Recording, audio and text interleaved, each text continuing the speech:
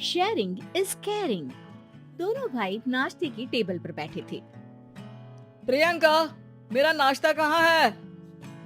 भाभी, मुझे भी ऑफिस के लिए लेट हो रहा है।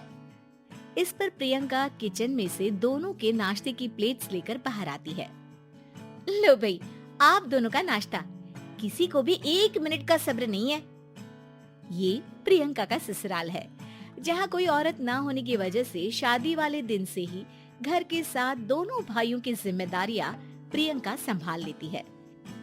दोनों भाई शांति से नाश्ता कर रहे होते हैं कि अंकुश अपने भाई की प्लेट से पराठे का एक टुकड़ा उठा लेता है। आपको पता है ना, मैं खाना शेयर नहीं करता, फिर भी मेरी प्लेट में से खाना जरूरी है क्या? अरे हद हो गई है, मुझे नहीं खाना अब। अंकुर गुस्से में नाश्ता छोड़कर टेबल से उठ खड़ा होता है। अरे ये कैसा बिहेवियर है अंकुर? एक टुकड़ा ही तो है। एक हो या आधा, मुझे भूख लगी है तो ये सिर्फ मेरा ही है। उसे भी किसी के साथ शेयर करने बैठा तो भूखा नहीं रह जाऊंगा। अरे बाबा ठीक है, अब इस पर भी लड़ाई। दूसरा बना देती हूँ, पर प्लीज ऐसे खाना बीच में छोड़कर मत जाओ। इससे अन्न का अपमान होता है। ओ प्लीज भाभी, ऐसी कोई चीज होती ही नहीं है। आपके पास पैसे हैं, खरीदो और खाओ। अगर नहीं खाया जाए तो फेंक दो। अरे दुनिया में सब यही करते हैं। अंकुर बैग उठाकर ऑफिस के लिए चला जाता है, जिसके पीछे उसका बड़ा भाई मायूस सा घर में खड़ा रह जाता है।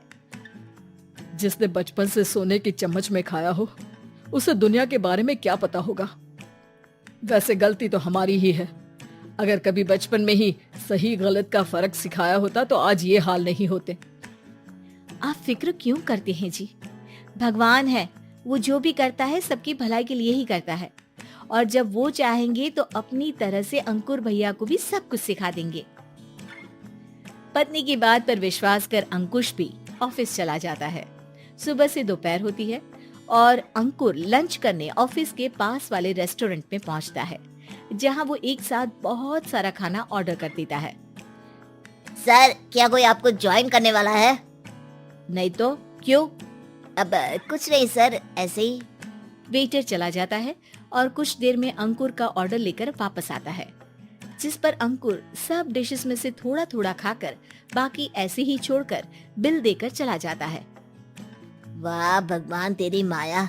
कहीं कोई एक एक टुकड़े के लिए तरसता रहता है और ये 5 लोगों का खाना ऑर्डर करके एक का भी पूरा नहीं खाते। ऐसे वालों की माया। वेटर टेबल साफ कर बचा हुआ सारा खाना लेकर रेस्टोरेंट के पीछे घूम रहे बच्चों के पास पहुंच जाता है, जिसे देख बच्चों के चेहरे खिल उठते हैं। वाह, आज इतना सारा खाना आया। थैंक यू भैया। भगवान आपको खाने की फैक्ट्री बना दे। अगर ये फैक्ट्री मेरी होती तो तुम लोगों को कभी किसी का झूठा बचा हुआ खाना नहीं खाना पड़ता। चलो तुम लोग खाओ, पर ध्यान रखो किसी को पता ना चले, नहीं तो मेरी नौकरी चली जाएगी। इसी के साथ दिन बीतता है और रात को दोनों भाई एक साथ घर पहुंचते हैं। कुछ देर में सब डिनर करने बैठते हैं, जहां अंकुश अंकुर को समझाने की कोशिश करता है।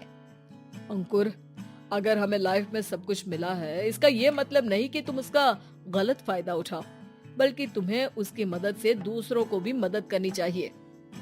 भैया, जिनके पास नहीं है उनकी वजह मैं तो नहीं ना। और ऐसे बहुत लोग हैं जिनके पास सब कुछ है।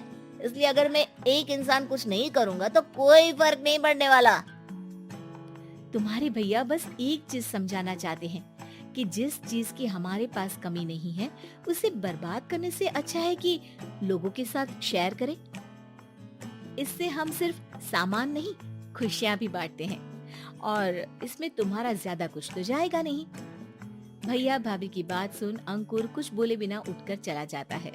इसी तरह दिन बीतते रहते हैं, जिसमें अंकुश और प्रियंका कोशिश तो बहुत करते हैं, पर अंकुर पर किसी भी चीज का कोई असर नहीं पड़ता। एक दोपहर अंकुर सैंडविच खाते हुए सड़क के किनारे चल रहा होता है।